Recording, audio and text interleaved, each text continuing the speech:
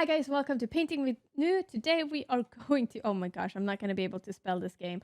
We're going to write or paint Superliminal. Superliminal. I think that's how you spell it.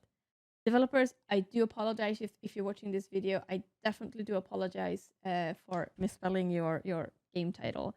I will spell it correctly in the title, I promise, okay? Thank you so much for that.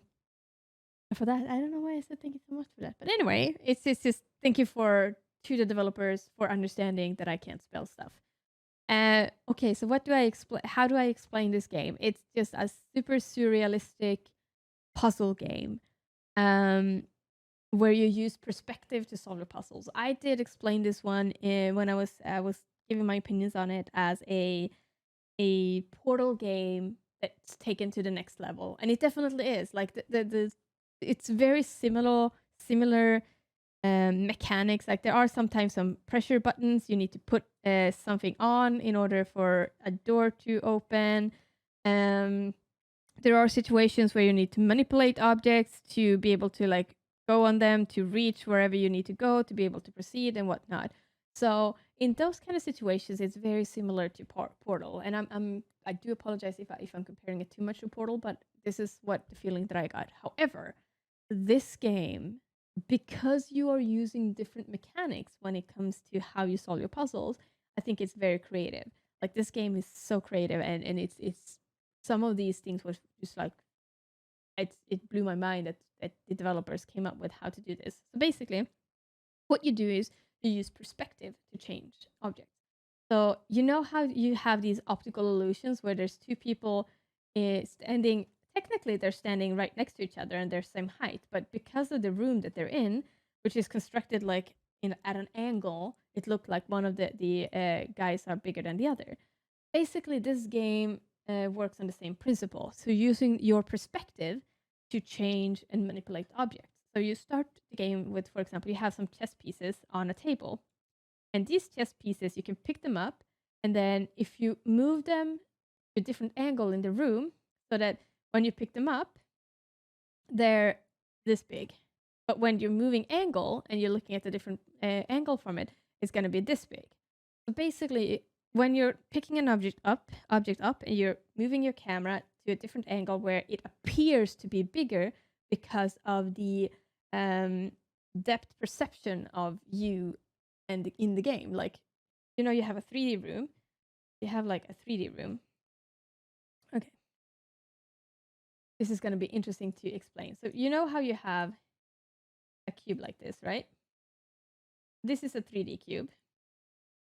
When you are here and you're looking in this way, and you have an object that is actually this big, when you are, even though it's still this big, but you're moving it in front of you so that it kind of blocks a lot of your view. So when you're looking at it from a distance, it looks like this. But when you're moving it closer to you, like just look at your hands. If you're having your hand and you have it further away, it looks smaller, right? And then you move it closer, your hands appear to be bigger.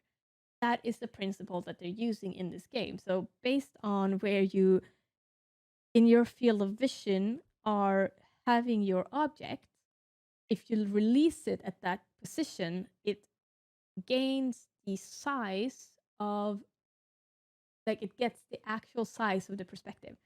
So if I would have released my object here, it would have been appeared bigger compared to if I would have released it further away, because then it would have been smaller.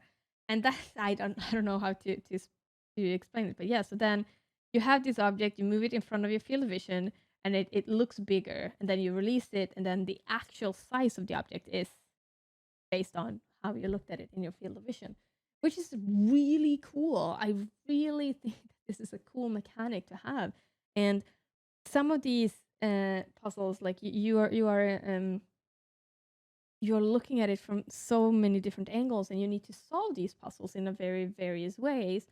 Like you need to use your perspective and your perception to solve the puzzles. Like basically, there is one puzzle where there's a fan and there's apples.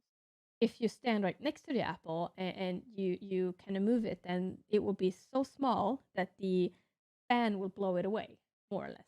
But if you go further away, which means that when you're clicking and you're duplicating the apple, which you're supposed to do, it appears bigger, which means that it's too heavy for the fan to actually blow it away. And that way you get past that puzzle, which is very creative. And there's a lot of these things, like there's a one of the puzzles where you have like a portal you go through, and then on the other side there's a teeny tiny portal on top of some suitcases.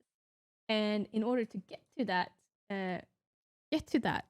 portal, you do need to go into a different room and then resize the room itself, and then go back into it so that you actually are smaller and you can go into this port. It's fantastic. It's really good. It's a really creative, really good game. And I also like that it does give a lot of wisdom at the end, because it's, as me who's working a lot with problem solving, I do believe that one of the most important things is that you need to look at things from a different angle to sometimes solve the puzzle. And they're telling us that, and they're giving us this piece of wisdom at the end, which I thought was really, really good. You definitely should play this through. I gave it an 8 out of 10. It's not a perfect game, but it's really good. I really liked it. I really enjoyed it. I like Portal 2. So yeah. Anyway, guys, thank you so much for watching. I'll see you next time. Bye. Thank you so much for watching my video. I really do appreciate that. And as usual, we're gonna end up with a very awkward dance. I'll see you. Bye.